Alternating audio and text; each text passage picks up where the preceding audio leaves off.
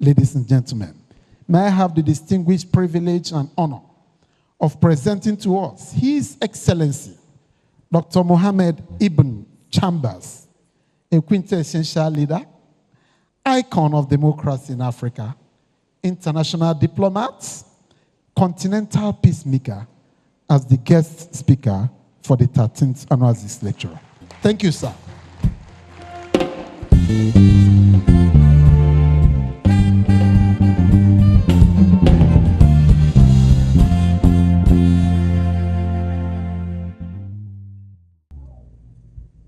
Thank you very much, Prof, for that very warm introduction. It's much appreciated.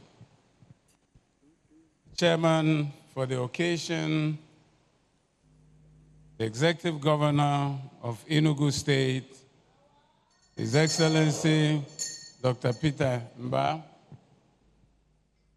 the Chief Host for the occasion, the Executive Governor, Anambra State, His Excellency Professor Charles Soludo, ably represented here by my brother, the Deputy Executive Governor. The Vice Chancellor, the benefactor of the ZIK Memorial Lecture Series, most distinguished Senator, Dr. Ben Ndiobi, CON, Ojelibo Indigo, and Madam Chaka Obi. His Royal Majesty, the Obi of Onitsha, Nyameka Achebe, other royal fathers here present, the mother of the day, Her Excellency, Professor Asue Ighodalo, all protocols duly observed, distinguished ladies and gentlemen. I would first like to thank the Nnamdi Azikiwe University for inviting me to give this year's edition of the ZIK lectures. I'd also like to extend my deep appreciation to the benefactor of the Nnamdi Azikiwe Lecture Series, Senator, High Chief, Dr. Ben Obi, CON, Jelibo Ndigo, and to Mrs. Chaka Obi for the very warm, traditional Anambra hospitality that has been extended to my delegation and I since our arrival in Nigeria. My lecture comes in a long line of impressive, thought-provoking ones previously given by a lot of notable African personalities, including my own former boss, late President of Ghana, Jerry John Rawlings, and several other personalities already mentioned today.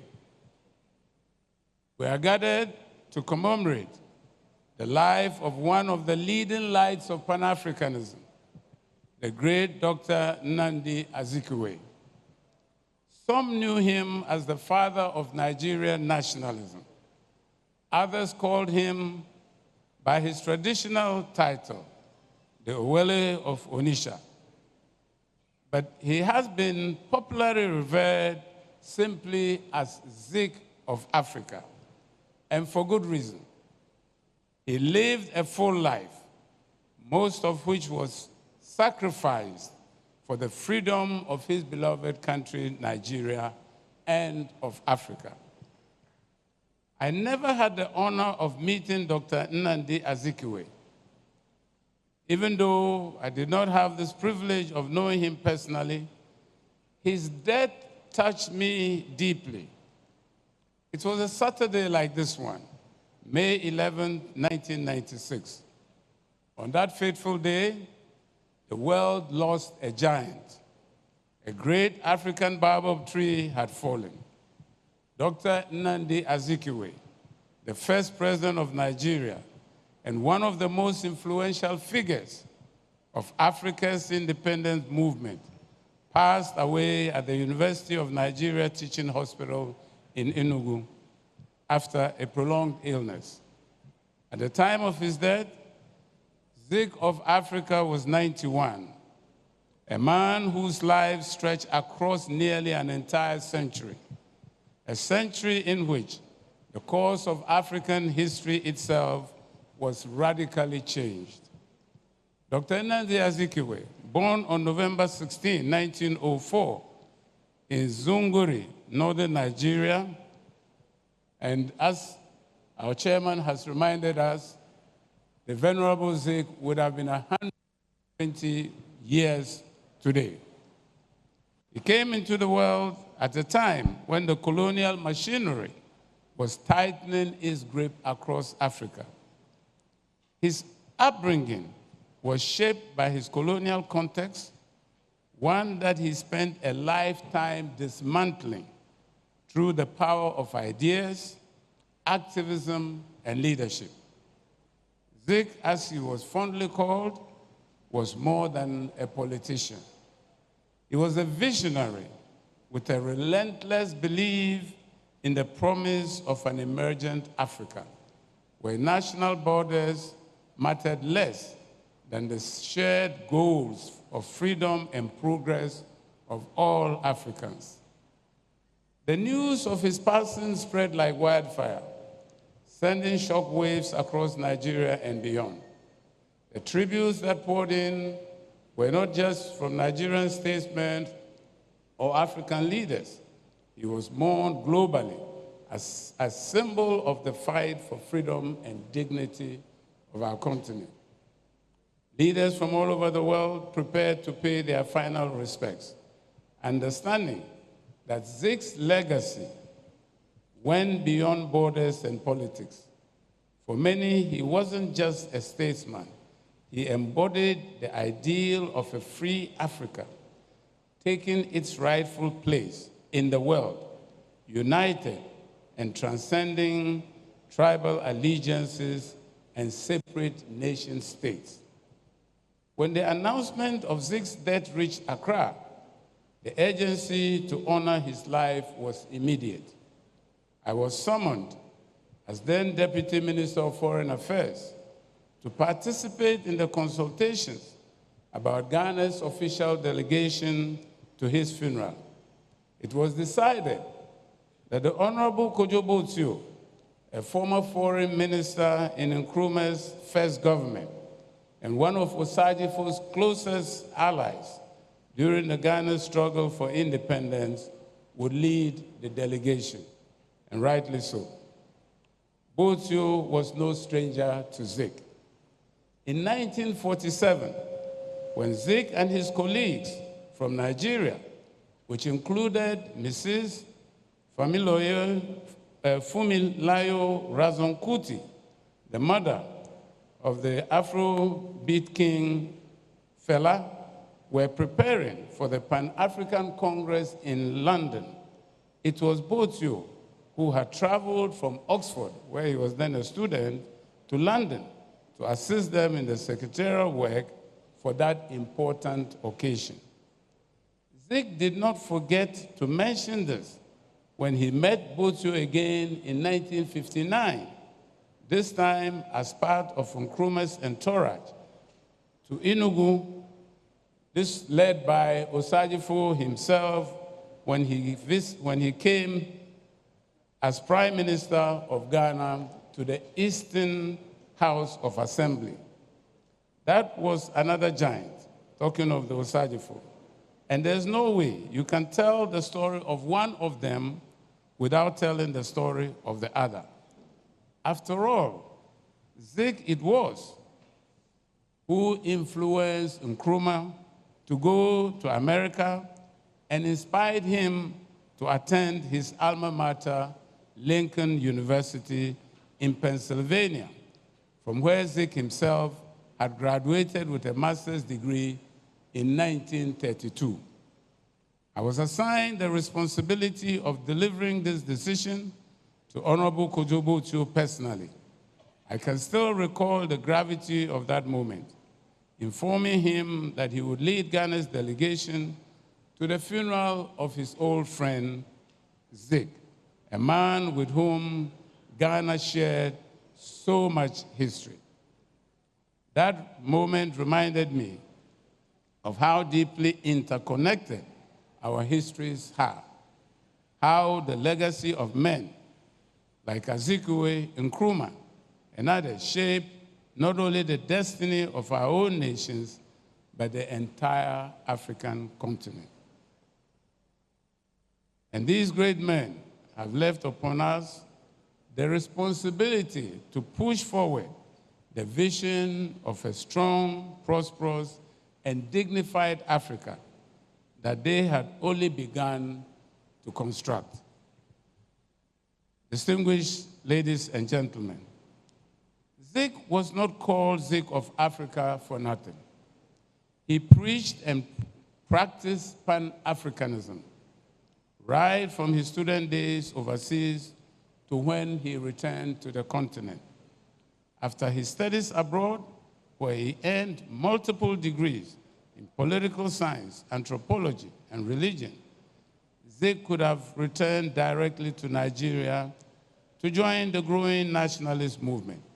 But instead, he chose Ghana, then the Gold Coast, as the site to begin his practical engagement with African nationalism. In 1934, he became the editor of the African Morning Post in Accra, where his journalism was radical and unflinching. Through his column, The Inside Stuff, he advocated for Black pride, criticized colonialism, and promoted the idea of a united Africa. ZIK's time in Ghana was a significant chapter in his life, as it illustrated his belief in the interconnectedness of African struggles. He understood that liberation in one part of Africa was meaningless if others remained shackled under colonialism. His philosophy of unity wasn't just theoretical, it was lived and practiced. This is the same spirit that drove him to establish the West African Pilot, which acquired controlling interest in 12 other Afrocentric newspapers in Nigeria when he finally came home. And this became powerful tools for the nationalist movement. His journalism was not a profession for him, but a weapon used to expose injustice, dismantle colonial narratives, and awaken African consciousness. When ZIK returned to Nigeria, his political journey began in earnest. He co-founded the National Council of Nigeria and the Cameroons with Herbert Macaulay, Nigeria's leading nationalist at the time. As one of the most influential figures in the struggle for Nigerian independence, ZIK tirelessly advocated for self-government. His political career was not without its setbacks. He faced opposition, betrayal, and even physical threats. Yet, ZIK remained committed to his cause, believing that Nigeria's freedom was essential for the emancipation of the rest of Africa. His political career saw him rise to become the premier of Nigeria's Eastern region, and later, Nigeria's Governor General, and then First President, when the country became a republic in 1963. Even as the head of state, his leadership style was shaped by his philosophy of African unity. ZIK consistently pushed for policies that would strengthen ties between African nations and reduce divisions created by colonial borders. His approach to politics stood in sharp contrast to the ethnic nationalism that characterized other leaders of the time. While others focused on advancing regional or tribal interests, Zik was committed to the idea that national identity should trump ethnic identity. In fact, as highlighted in the document of Ethiopians and Pragmatists, this belief sometimes cost him support even from his own ethnic groups, the Igbo. But Zik was undeterred. He knew that the dream of a united Nigeria, and by extension, a united and strong Africa, could only be achieved by transcending national and ethnic loyalties. I dare say here that given the educational ambition, entrepreneurial drive, and spirit of adventure of the Igbo, Zik believed they would contribute tremendously to the liberation, economic growth, and trade integration of Africa. Little wonder that today you would find in practically every African country a community of Igbo professionals, traders, and business persons thriving and creating opportunities for themselves and their host countries. At the heart of Zik's political life was his deep commitment to Pan-Africanism. His speech, The Future of Pan-Africanism, reflects his lifelong belief that Africa's destiny lies in its unity. For Zik, Pan-Africanism was not just about solidarity.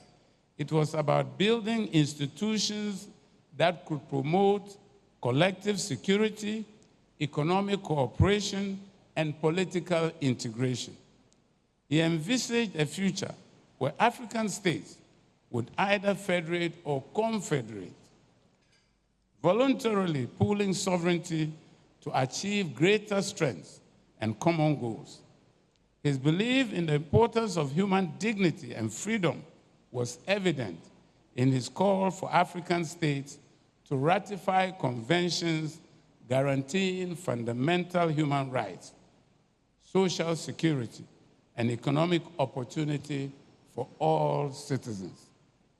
Zik was particularly concerned about how post-colonial states clung to the cultural and political legacies of their colonial rulers, Anglophone, Francophone, Lusophone, etc., which often bred suspicion and rivalry, unnecessary rivalry, between African nations. In his speeches, he argued that African unity must transcend these colonial legacies if the continent was to achieve lasting peace and prosperity. This was why Zik advocated for regional cooperation frameworks, such as customs unions and common markets, long before these ideas became concretized in the Lagos Plan of Action for Africa's Integration, and now the African Union's Agenda 2063. He also emphasized the need for African countries to reject foreign interference. He believed that Africa should stand together under a doctrine of non-interference. For Zik, a united Africa could not only ensure internal peace, but also protect the continent from the insidious influence of external powers. His commitment to unity was reflected in his speeches and political life. It was evident in his personal choices. His decision to begin his professional and political career in Ghana was an early indication of his belief that African unity transcended borders. Throughout his career, he built alliances across ethnic lines, formed partnerships with other African leaders such as Kwame Nkrumah, Jomo Kenyatta, Julius Nyerere, Haile Selassie, Kenneth Kaunda, to name a few, and supported efforts to create regional political unions. His advocacy for economic cooperation and social integration was not limited to Nigeria.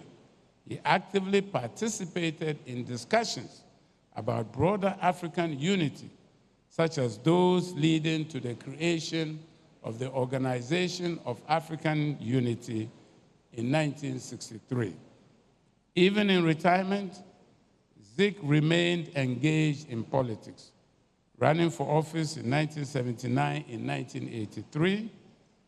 Although unsuccessful, his participation demonstrated his unwavering belief in democracy, constitutional governance, popular participation, and the building of accountable institutions across Nigeria and beyond. In the story of his life, we find valuable lessons for today's Africa, a continent still grappling with the basic problems of underdevelopment, poverty, division, food insecurity, youth unemployment, and governance systems that have proven unresponsive to citizens' needs. These account for the widespread disillusionment with liberal democracy across the continent, especially among young people who constitute more than 70% of our population and who believe that Africa has been unable to take its economic destiny into its own hands. Zik observed how colonialism left African nations economically fragmented and overly dependent on their former colonizers. He argued that without a unified economic approach, African countries will remain vulnerable to external powers and exploitative economic arrangements. Today, African nations still face this dependency. Most African economies are reliant on exporting raw materials and importing finishing goods, a dynamic that perpetuates trade imbalances. There is still minimal processing of agricultural products by way of value addition. And in the extractive industry sector, African ownership has been reducing, and again, little value addition is taking place. Consequently, Africa retains less than 10% of the value chain of most of its precious minerals. And African continental and regional organizations depend largely on foreign financing to fund their operations. According to the Africa Governance Index by the Mo Ibrahim Foundation, African economies are frequently susceptible to external shocks, as seen with the COVID-19 pandemic, and more recently, the effects of the Russian-Ukraine conflict.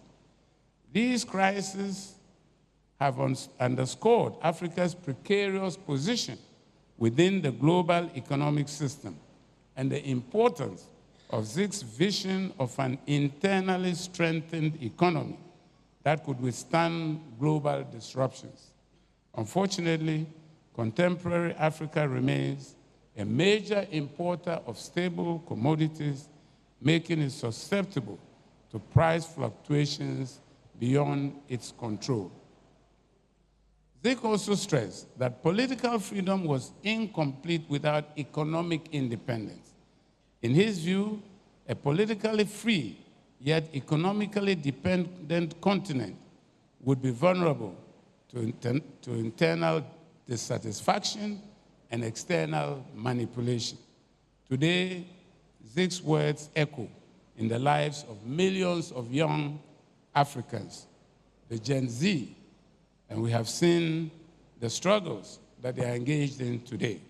Struggles to find work and sustain themselves, often leading to disillusionment with democratic governance and an interest in alternative systems. This issue is particularly pressing, as Africa's youth population is the largest in the world. Data from Afrobarometer reveals that while democracy is widely supported in theory, young people across Africa are increasingly disenchanted with its practice. Youth unemployment remains a significant challenge. The World Bank reported that youth unemployment rates in sub-Saharan Africa were among the highest globally, with some regions facing rates above 50%. The absence of meaningful job opportunities have left young Africans feeling alienated and frustrated with political leadership, contributing to the lack of faith in democratic institutions and the sporadic unrest across the continent. Corruption compounds this sense of disillusionment. Transparency International's Corruption Perception Index consistently ranks African countries among the most corrupt in the world, and many young Africans view corruption as a major obstacle to development and to their progress.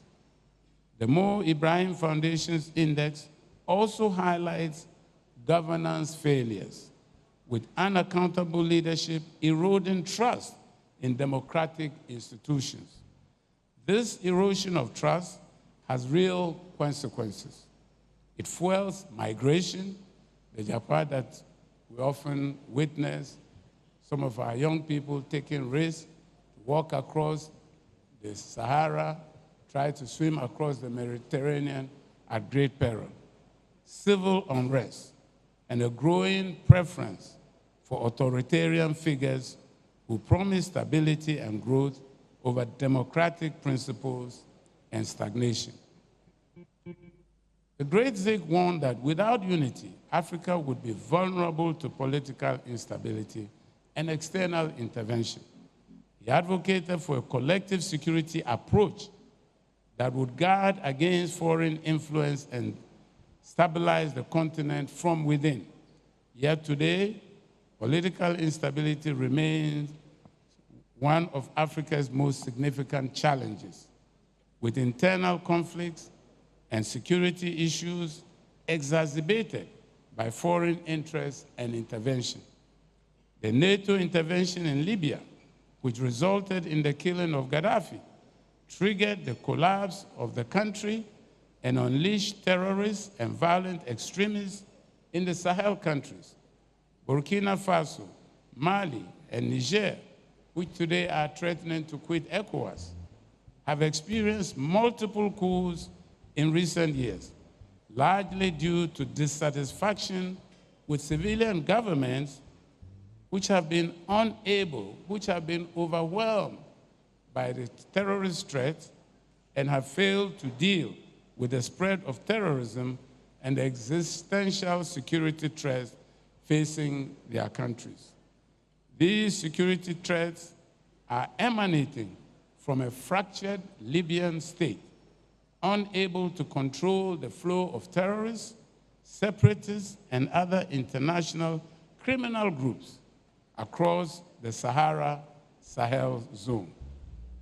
ZIks call for a united African defense mechanism resonates here, as these nations face both internal strife and pressures from foreign powers interested in maintaining dominance over Africa's political, economic, and security systems, especially its vast strategic minerals. These security challenges are linked to ZIK's concern about economic fragmentation and disunity. When African nations remain economically fragile, they are vulnerable to both internal power struggles and external exploitation. Moreover, instability often creates an environment where extremist groups flourish, posing a direct threat to democratic governance and regional stability. According to the Global Terrorism Index, Africa has become one of the regions most affected by terrorism, with groups exploiting weak governance and lack of opportunity to recruit young people. The success of the Multinational Joint Task Force, the MNJTF, deployed by the countries of the Lake Chad Basin area to fight Boko Haram terrorists is illustrative of the strengths in a united African security architecture and a common approach. Whilst there remain isolated attacks by Boko Haram here and there, now and then. This largely Nigerian-funded military alliance of affected countries has undoubtedly degraded the infrastructure of Boko Haram and the fighting capacity of the terrorist group. A similar determined approach across the Sahel region, involving major African countries with proven military and financial capabilities, will be decisive in defeating the various terrorist groups menacing the very survival of these Sahelian states today.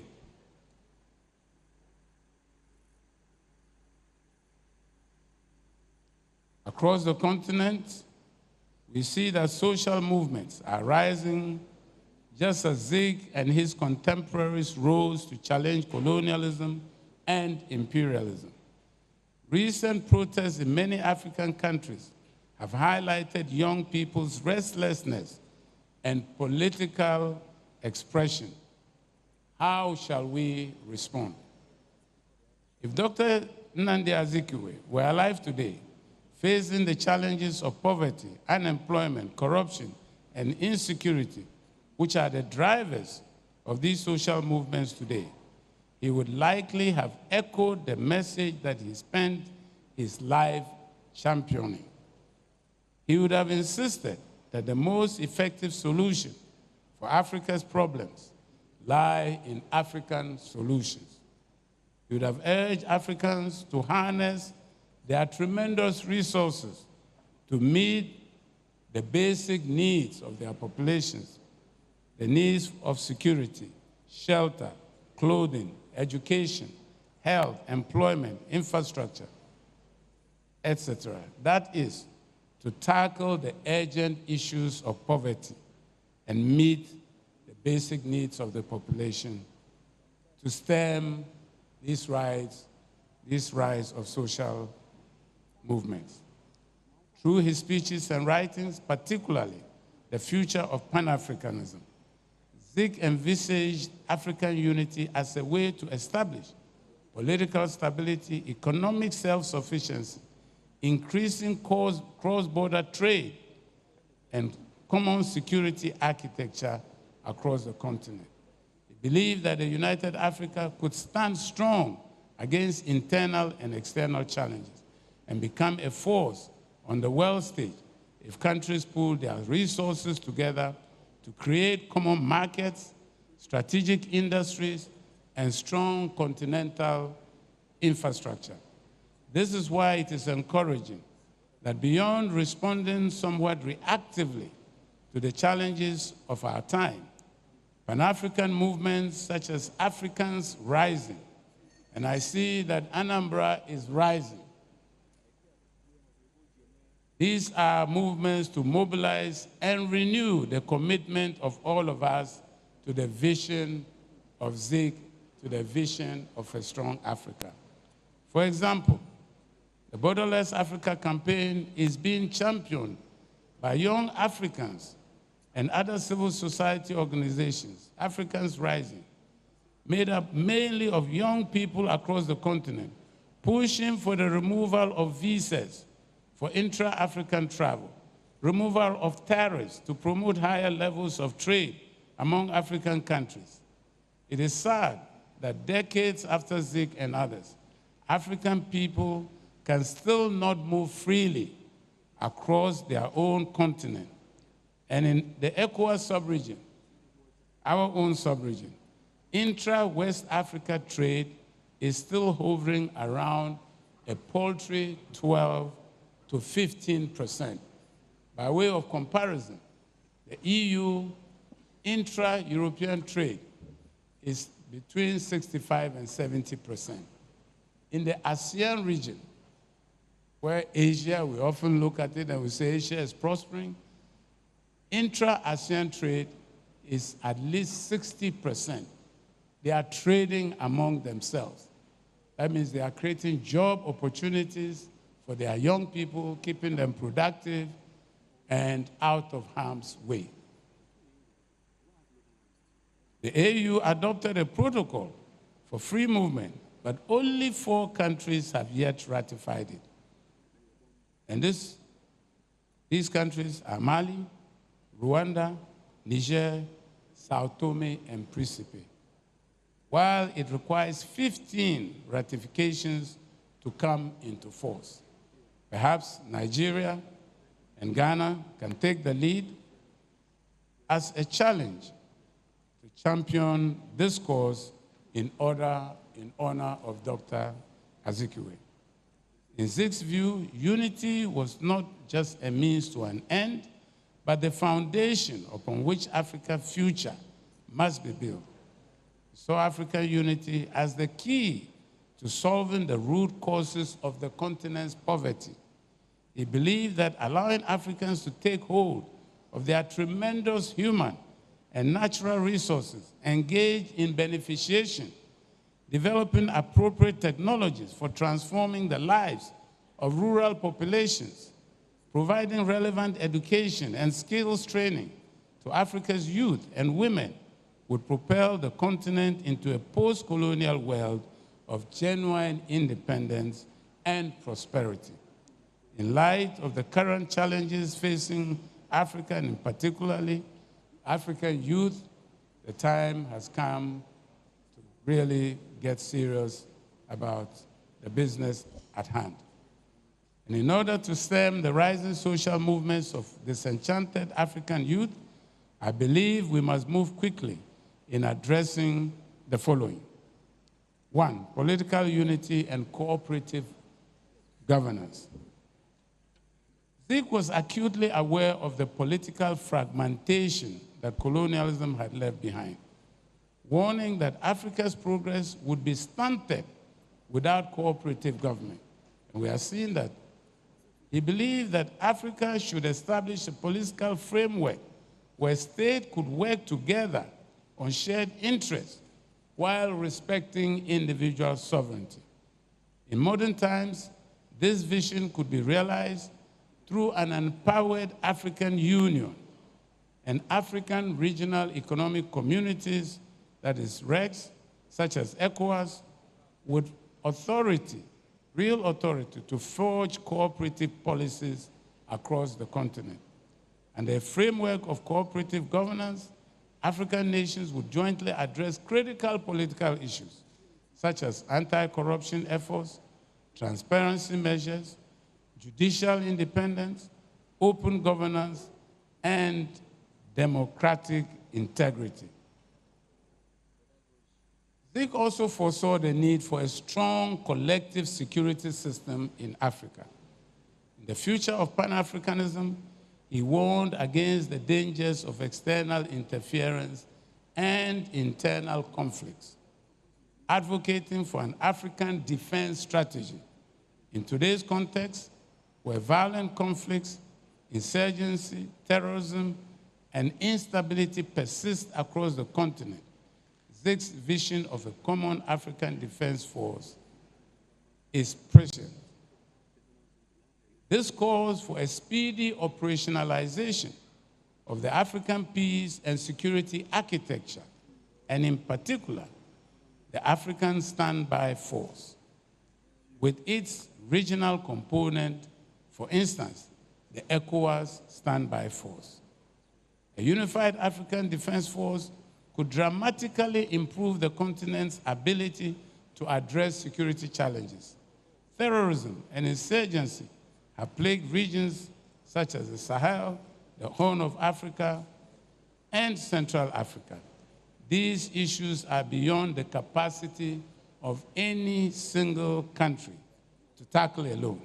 But with a common defense force, Africa could effectively deploy resources and personnel to conflict zones, supporting peacekeeping operations, and stabilizing countries and areas at risk.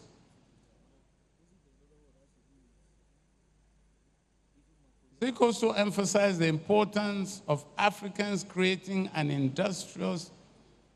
its industries rather than relying on foreign imports. In his vision of Pan-Africanism, he outlined a unified approach to industrialization where African states could work together, pooling resources, expertise, and labor. He saw that Africa's development could only be sustainable if it was grounded in self-sufficiency and collective investment. In contemporary times, a united industrial program could revolutionize Africa's economy. By developing a centralized strategy for industrial growth, Africa could focus on building essential industries such as manufacturing, technology, and agriculture, transforming the continent from a supplier of raw materials into a producer of finished goods. This shift would not only create jobs, but would foster a competitive economy that could reduce Africa's reliance on imported goods and boost self-reliance. Under a unified platform, Africa could establish regional industrial hubs to maximize each country's natural resources and talents. The new Partnership for Africa's Development under the African Union Development Agency, order NEPAD, has rolled out several initiatives in line with AU's Agenda 2063 that should be implemented. Projects such as the Single African Air Transport Market, the African Integrated High-Speed Railway Network, and free movement of all persons, and African Passport are important projects in the integration of Africa and in line with ZIks' vision. Nigeria is also among countries that are involved in the 4,500-kilometer Algeria to Nigeria fiber optic project. Reliable information indicates that the Algeria to Niger border segment has been completed and is operational, but awaiting reinforcements carrying loop systems to ensure high network availability. The feasibility study focusing on the Chad, Niger, and Nigeria segments are also underway.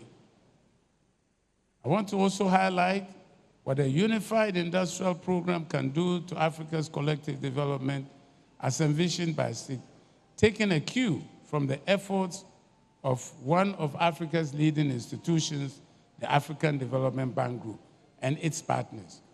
Over the last 8 years, the bank has invested an estimated $55 billion in infrastructure, including roads and highways, transport corridors, seaports, airports, ICT infrastructure, and regional power networks.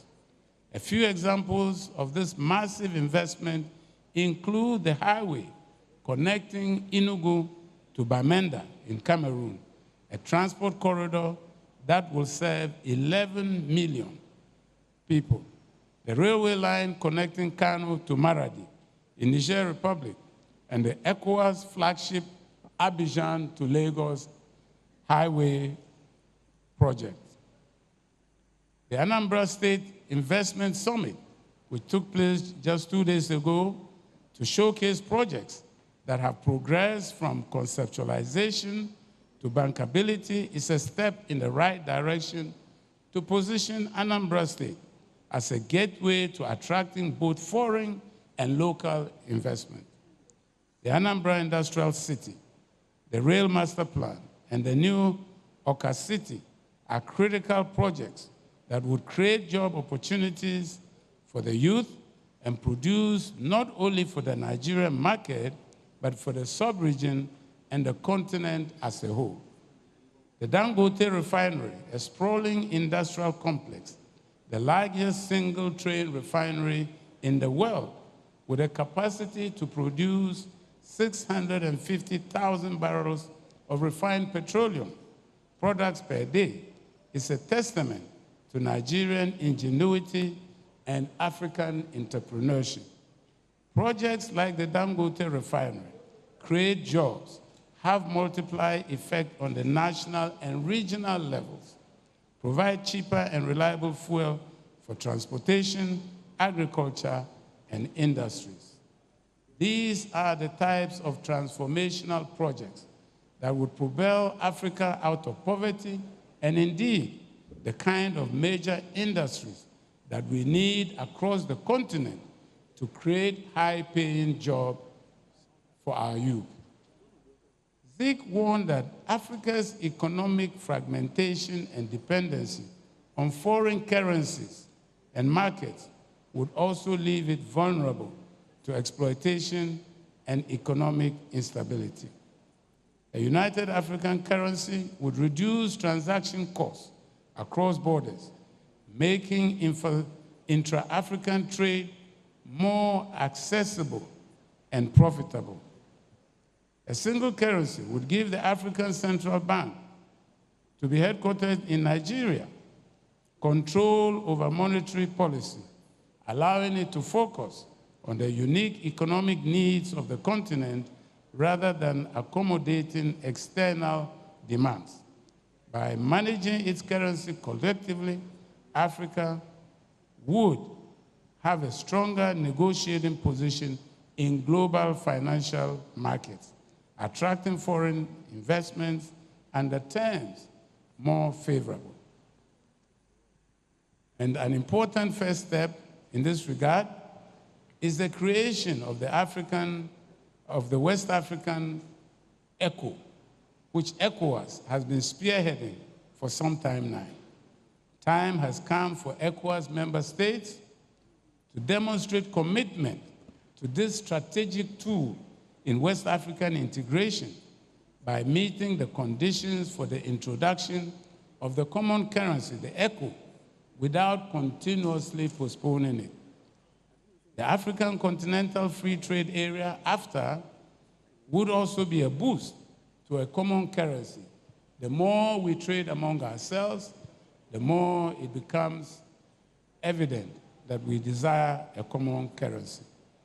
Distinguished ladies and gentlemen, in ZIK's United Africa, we find not only solutions to individual crises, but a comprehensive approach to building a stable, prosperous continent. His vision is a blueprint for a self-reliant Africa, where economic, security, and political integration lay the foundations for true independence. The establishment of a single African currency, a free trade zone, unified industrialization programs, a common defense force, and cooperative governments are essential steps in realizing this dream. In honoring ZIK's ideals, we must embrace a pathway towards a secure, economically independent, and politically stable Africa. His legacy calls upon African leaders and citizens alike to adopt a mindset of unity, to move beyond the boundaries drawn by history, and to build a future where Africa's people are empowered, prosperous, and united. In naming the Nnamdi Azikiwe University in Accra, where we are today, the Nnamdi Azikiwe International Airport, the gateway to Nigeria in Abuja, and numerous streets, stadia, and libraries across Nigeria and Africa, after Dr. Nnamdi Azikiwe, we are entirely doing the right thing, and he's entirely deserving of it. As we assemble here to commemorate the life and times of an African icon, the African Union is in search of the next chairperson of the Commission. It is hoped that in the search, the focus will be on the Pan-African credentials of the candidate, their vision on the issues that were at the core of ZIK's profound thought, the projection of African personality and dignity, good governance, harnessing the continent's resources for the benefits of its peoples, especially its youth, through free movement of persons, goods, and services, in a truly borderless Africa, and a collective security for the protection and safety of Africans. The current focus of the campaigns on the linguistic divide, Anglophone, Francophone, Lusophone, etc., are sadly a throwback to the colonial divisions of old. The searchlight should be on which candidate can take the continent on a pathway towards realizing the dreams of the founding fathers of Pan-Africanism, such as ZIK, embodied today in the noble objectives of the Africa Continental Free Trade Area and the Africa Agenda 2063, the Africa we want. To conclude, allow me to quote from a speech ZIK delivered in 1959 during the visit of Osadifo Dr. Kwame Nkrumah to the Eastern Region House of Assembly. And he said, and I quote, "I look forward eagerly to the day when Nigerians, as citizens of a fully independent and sovereign state, can join our honored guests and the people of Ghana not only in enjoying political freedom, but also in participating in the titanic struggle for the freedom of all Africa from exploitation in every form, and under God, create a hate-free, fear-free, and a greed-free continent peopled by free men and women. And I pray that Almighty God may give us the strength to accomplish this Herculean task, which it has pleased history to assign unto us." That was there at that time. "Which it has pleased history to place upon us, the current and future generations." Will somebody say amen? Amen. I thank you very much.